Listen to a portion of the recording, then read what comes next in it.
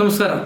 ഇന്നലെ നമ്മൾ കണ്ട ഒരു വാർത്തയുണ്ട്, അല്ലെങ്കിൽ അറിഞ്ഞൊരു വാർത്തയുണ്ട്. തിരുവല്ലയിൽ ഒരു സ്പായിൽ കയറി 2 ക്രിമിനൽ കേസിലെ പ്രതികൾ, അതായത് കാപ്പ കേസിലെ പ്രതികൾ സ്പാ ജീവനക്കാരിയെ ബലാത്സംഗം ചെയ്തെന്ന് വാർത്ത. ഇത് വടക്കേ ഇന്ത്യയിലൊന്നുമല്ല, നമ്മുടെ കേരളത്തിൽ പത്തനംതിട്ടയിൽ നമ്മുടെ തിരുവല്ലയിൽ തന്നെയാണ് സംഭവം നടന്നത്.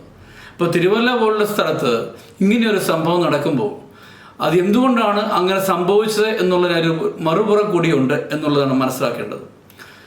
ഇത്രയധികം പോലീസിൻ്റെ സംവിധാനമുള്ള കേരളത്തിൽ ഇപ്പോൾ നടന്നു വരുന്നത് എന്താണെന്ന് നമുക്കറിയാം.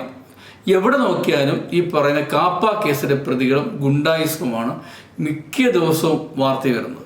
കാപ്പ കേസിൽ ഇറങ്ങിയ പ്രതികൾ തന്നെ വീണ്ടും വീണ്ടും ഈ കുറ്റകൃത്യത്തിൽ ഏർപ്പെടുന്നു. ഇപ്പോൾ തിരുവല്ല എന്ന സംഭവം തന്നെ, ഈ വന്ന വാർത്തയ്ക്ക് പിന്നിൽ മറ്റൊരു കഥയുണ്ട്. എന്താണെന്ന് ചോദിച്ചാൽ, ആ സ്പാ ജീവനക്കാരുടെ അടുത്ത് നിരന്തരമായി ഈ ഗുണ്ടാ സംഘം പിരിവ് നടത്തുന്നുണ്ടായിരുന്നു എന്ന് പറയുന്നു. കൂടാതെ തന്നെ തിരുവല്ലയിലെ പ്രമുഖമായ സ്ഥാപനങ്ങളൊക്കെ ഈ ഗുണ്ടാ സംഘം പിരിവ് നടത്തുന്നുണ്ട്. അപ്പോൾ ഇതെല്ലാം പോലീസിന് അറിയാമായിരുന്നു.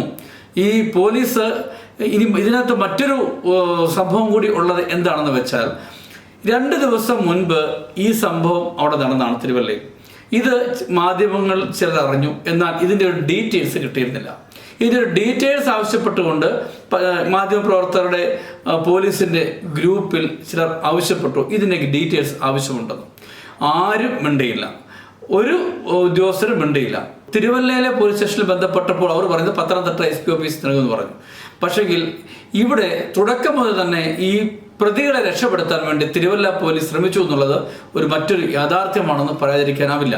കാരണം ഈ പ്രതികളെ പറ്റി വ്യക്തമായി തിരുവല്ല പോലീസിന് അറിയാമായിരുന്നു. ഈ സംഭവം നടന്നിരുന്നു. ഇവരെ കസ്റ്റഡിയിലെടുക്കാൻ ഒത്തിരി താമസിച്ചു. കാരണം ഇവർ അവിടുത്തെ സ്ഥിരം ക്രിമിനൽസ് ആണ്. പോലീസിന് പോലും ചിലപ്പോൾ ഇവരെ പേടിയാണെന്നുള്ളത് പറയേണ്ടിയിരിക്കുന്നു, അല്ലെങ്കിൽ പോലീസുമായി ഇവർക്ക് ചില ബന്ധങ്ങൾ ഉണ്ട് എന്നും പറയേണ്ടിയിരിക്കുന്നു.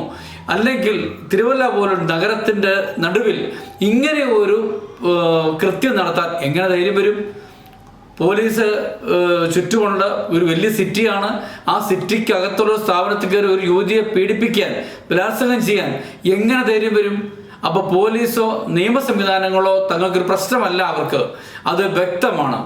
എന്നാൽ ഇന്നലെ, അതായത് വെള്ളിയാഴ്ച, പത്തനംതിട്ട പോലീസ് ചീഫ് SP നേരിട്ടാണ് ഈ ഗ്രൂപ്പിൽ ഈ വിവരങ്ങളും ഈ ദൃശ്യവും നൽകാൻ തയ്യാറായത്.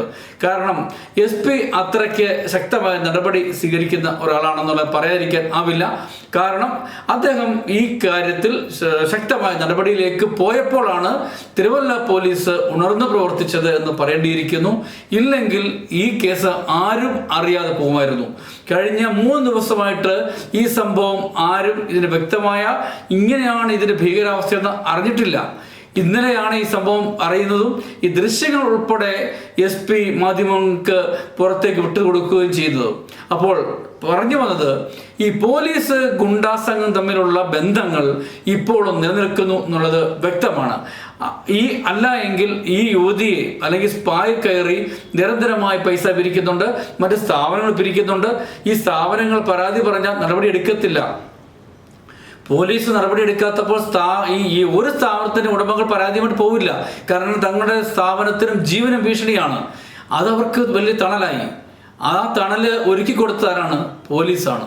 അപ്പോൾ ഈ ഗുണ്ടാ സംഘത്തിൽപ്പെട്ട ഇവർക്ക് മാത്രം നടപടി ഉണ്ടായാൽ പോരാ, തിരുവല്ലയിലെ പോലീസ് ഉദ്യോഗസ്ഥർക്കും ഇതുമായി ബന്ധപ്പെട്ട് ഇവരെ സഹായിച്ചിട്ടുള്ള നിരവധി പോലീസുകാരുണ്ടെന്നാണ് അറിവ്. ഇവർക്കെതിരെയും നടപടി എടുക്കേണ്ടിയിരിക്കുന്നു. ഇവർ ഇന്നും ഇന്നലെയും തുടങ്ങിയ പിരിവല്ല, ഇന്നും ഇന്നലെയും തുടങ്ങിയ ഭീഷണിയല്ല, ഇവര് നിരന്തരമായി നടത്തുന്നുണ്ട്.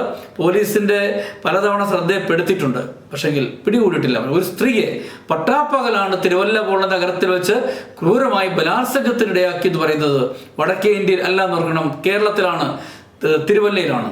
അപ്പോൾ പോലീസിന്റെ ഒത്താശ ഇല്ലാതെ ഇങ്ങനെയുള്ള ക്രിമിനൽസിനെ പ്രവർത്തിക്കാൻ സാധിക്കില്ല എന്നത് വ്യക്തമാണ്. അതുകൊണ്ട് നടപടിയെടുക്കേണ്ടത് ക്രിമിനൽസിന് മാത്രമല്ല, പോലീസിനെ നടപടിയെടുക്കണം, അതുണ്ടാകുമെന്ന് പ്രതീക്ഷിക്കാം.